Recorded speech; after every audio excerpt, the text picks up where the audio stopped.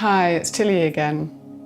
Today I'd like to look at two habitual posture types with particular relevance to the pelvis and the lumbar spine, and the implication for these postures sitting on the butterfly.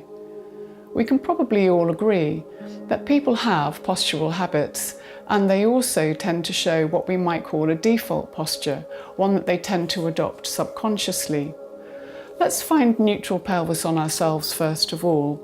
Thumbs placed on the PSIS at the back, posterior superior iliac spines, fingers coming to rest over the IASIS at the front.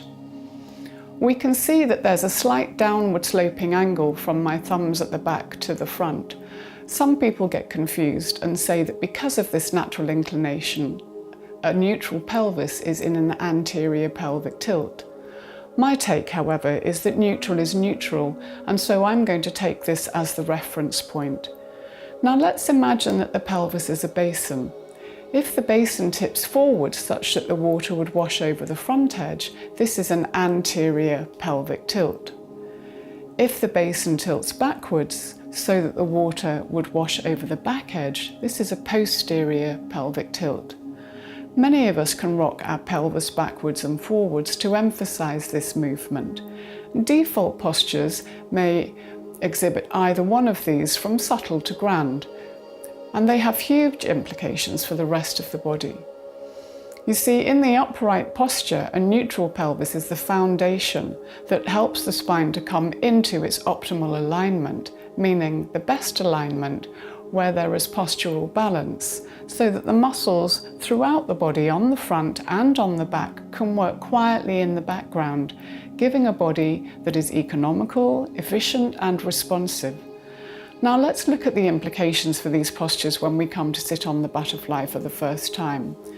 Someone who has an anterior pelvic tilt and is very flexible, perhaps even hypermobile in the lumbar area, may well sit allowing the lumbar spine to overarch due to the angulation of the seat.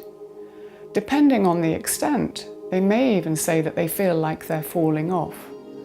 These people need to be encouraged to find pelvic neutral rather than resting on their ligaments. This will help them to develop tone in the postural muscles, which will have a benefit for all anti-gravity postures and locomotion.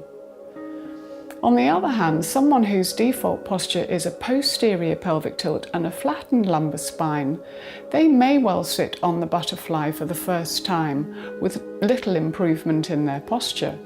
Remember, it is possible to slouch on the butterfly. It doesn't do the work for you. I recommend these people to use the pelvic rock to find neutral pelvis, taking advantage of the movement that's given by the sloping surface of the butterfly.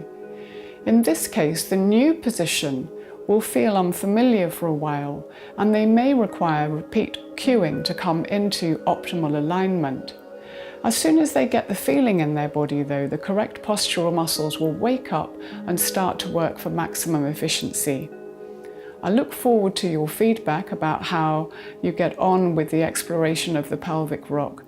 So sit well, be well, namaste.